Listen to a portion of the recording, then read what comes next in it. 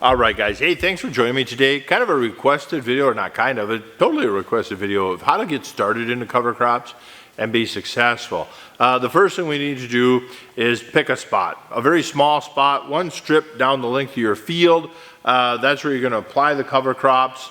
You're going to post it on each headland so you can stay in that spot. So that way you can do the rest of your whole farm all the same like normal, but this spot gets no tillage and cover crops.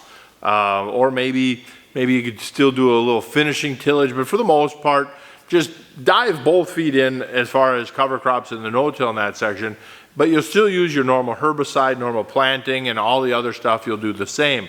So it really isn't an interruption to your system. If you feel you want to use a finishing pass because you're not quite ready to go in there yet, then do a finishing pass. But for sure, 100%, park the disc ripper and let the covers in your roots and time. The big thing here is time. It's not a one-year fix. That soil's been beaten and dead for several generations. Give it more than one season to try to heal. So we're going to keep that strip for 5 years. I know that sounds like an eternity to most farmers, but you're trying to be successful here. You want to improve your farm. You want to improve your family life on the farm. You want to improve the joy of farming and the money of farming and bring your kids into the farm. I think 5 years is not very much to invest because after 5 years there, then you can just quickly get across the rest of the field and then just, in a decade have the whole farm converted over and you'll be very successful.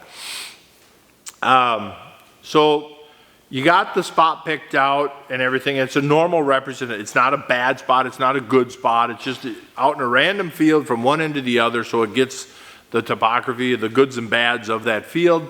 And then you haven't spent any money. You're only going to spend, $1,000 on some cover crop seeds. You buy a little 3-point spinner spreader for the back of the 40-20.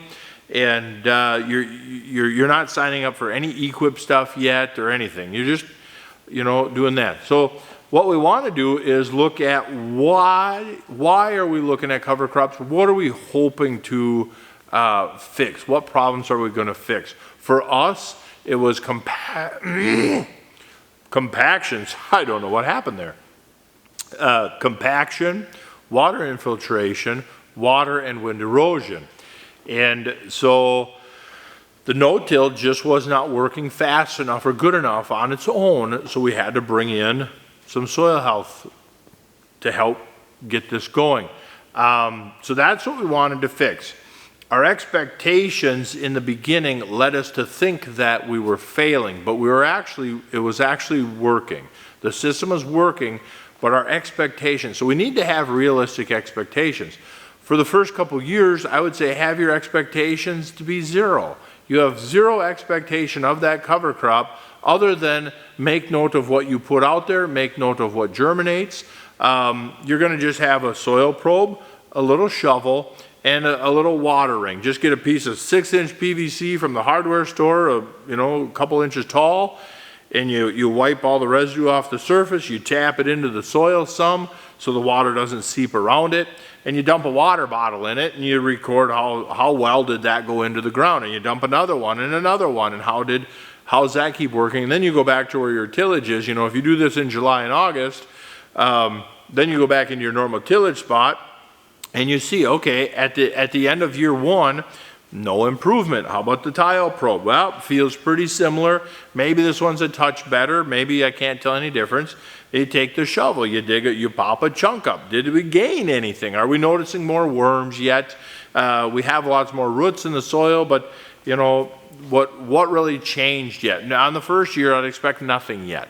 But that's why you're going to do it for 5 years, because at the end of 5 years, you're going to see like, oh, okay, wait a minute here. This is really starting to work.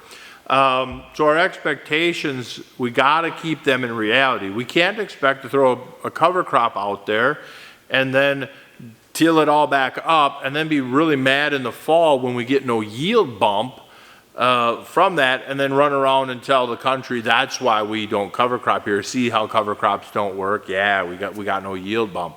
Anyone that is using yield as a quantifier of success to their cover crop program, I think is sharing a lot of bad information. And there's a lot of chaff out there. We're trying to bring you a little bit of common sense, some experience, and some wheat, so to speak, to counteract all the chaff that's out there on social media about farming and soil health. And it's just a lot. It's a big uphill battle. But so we know we got our goal. Our expectations are in check. Now, what do we plant? What species do we pick out? And so the reason I think I had failures in the beginning is my expectations were up here. I thought that I could be planting green or cover crops like the guys down in Georgia, northern Florida, southern Missouri. Made sense to me, right? I thought planting green, you'd have a big green crop to, 20 tons of biomass that you could run down. Turns out the environment of east central Minnesota is quite a bit different than southern Missouri. Who would have thunk it? Turns out planting green here is you have a 4 to 6 inch hay crop, maybe a foot tall. If you really delay some of your planting, you might let that crop get to a foot tall. You got a couple tons of biomass per acre at best. So that was very defeating. The other thing is, again, our climate is a little bit different. So there's a lot of times we've already had several killing frosts before beans come out even. And so we went into standing beans with the cover crop mix, except we weren't really paying it. So when we were picking out seeds at first, it wasn't from some local resources. Some of the places were, they're like, whoa, September, that's still so hot in September. You need these warm season grasses. Turns out warm is fairly relative to your location. Apparently to warm season grasses, our second half of September is kind of on the cool side. So before the beans, a lot of years we had a killing frost before the beans were even harvested. So the cover crop was dead before it even had a chance to get going. So we kind of changed it up a little bit. We moved over to, we're like, okay, I'm kind of done. In my mind, I was already convinced, like, cover crops are stupid. They don't work here. So then we just changed it up to some cool season, like oats. Oats is a fantastic base carrier for your cover crop mix, like a sprayer tank mix. Oats are your water, and everything else you put in is like your chemicals. You have your 20 or 30 pounds of oats per acre, but then you only need a pound of buckwheat, and you only need a pound of this, or a couple pounds of sunflower, or a half a pound of veg, or, you only need a little tiny touch of that other stuff.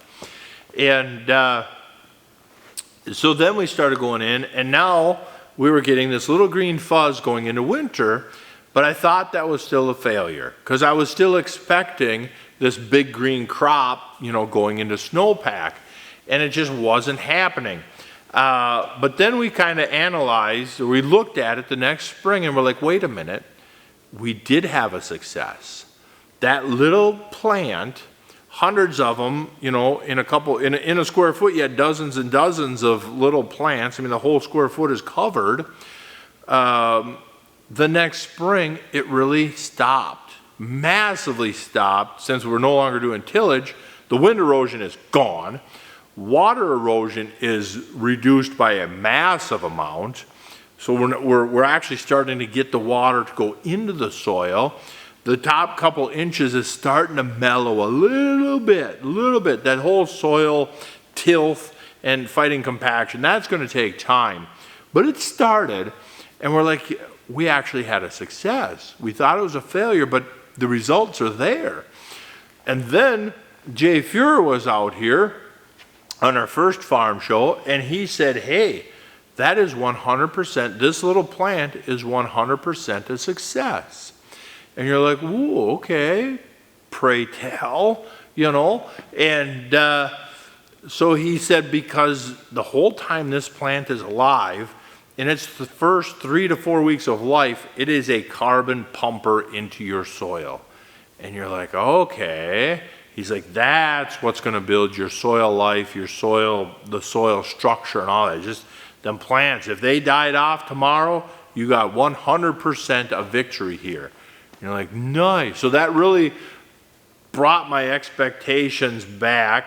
And we kind of learned that, okay, like some of your brassica stuff worked very well in a broadcaster. Your cereal crops and some of your tiny seed stuff work very well in a broadcaster. Some of your other seeds, your cowpeas and them bigger kind of soybean seed size stuff, sunflowers don't work so great. They get a couple to catch here and there. But for the most part, them large type seed plants, they just do a whole lot better if they're drilled into the soil or somehow touched into the soil, even with a basic press wheel behind you. And so, but we're sticking with the broadcasters for the cover crop. So the implementation part of it is another factor. If you have to spend a lot of money to modify this drill, and then you're spending a lot of time to do cover crops in the summer, where's that time coming from? You have a job to go to. You have the normal cropping practices to do. Where are you going to find time to do this 10 or 15 foot pass up and down your fields, running down your headlands, possibly having a little crop damage in the field? So for us, we're just like, you know what? I can buy 1-ton totes. I can just lift them up over you rent the broadcaster from the local co-op, pull the tote over the top, pull the string, boom, there's your first ton. If you got more to go, fill that puppy up. Fill that puppy up. Otherwise, in the past, we've pulled that broadcaster right up underneath the bin and ran winter rye into it. And sometimes we've even tried, while the winter rye is running, I had bags of old mixes that you just kind of trickle into the auger and they'd get blended into the rye. And you just pull that broadcaster up and down your rows like in the soybeans. You do a 30-foot pattern. We'd set the gate. If they said on a 60-foot pattern, your gate should be at 2.5 inches. We'd set the gate about 1.25 inches on them little 6-ton spreaders and do a 30-foot pattern. But you're going 10 miles an hour down the field. On a 30-foot pattern, not so bad. And you're getting the overlap. It ended up being about 100 pounds to the acre on the rye. And then most of the time we had a great success. In fact, the other year that gave us 300 acres of an actual rye crop. And there's a different story to that disaster, but it wasn't the rye's fault, but the rye physically worked.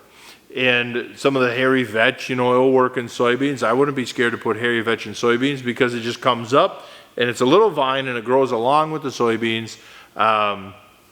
The only thing that we had trouble with in soybeans was, so for a couple of years I thought I was failing with my cover crop, so I got mad and I'm like, well, screw it, I'm going to go out there with oats, a good cool seasoned grass, and some other stuff, and hairy vetch and some radish, and I'm going to go out there, and I think I got video of it when I spread it. It was the end of August, sometime in there, early August. The beans were full canopied. You had just these massive soybeans. And I blew all this cover crop out there, and son of a gun, if everything wouldn't have germinated. You had hairy vetch growing up and just running along the canopy. By the time the soybeans, died down and getting ready for harvest, you had a random big radish out there, and you had an 8-inch tall hay crop from the oat grass. And so we had to just wait. We tried to combine it several times. It was a complete disaster. We just had to wait several more weeks to several more killing frosts to hit it, and then all of a sudden we had just this really nice dry spell. You had a couple nights, no humidity, no dew, and then we were able to go out there at the end of the day after a full day of good sun and just wipe that off quick, and it worked. It worked.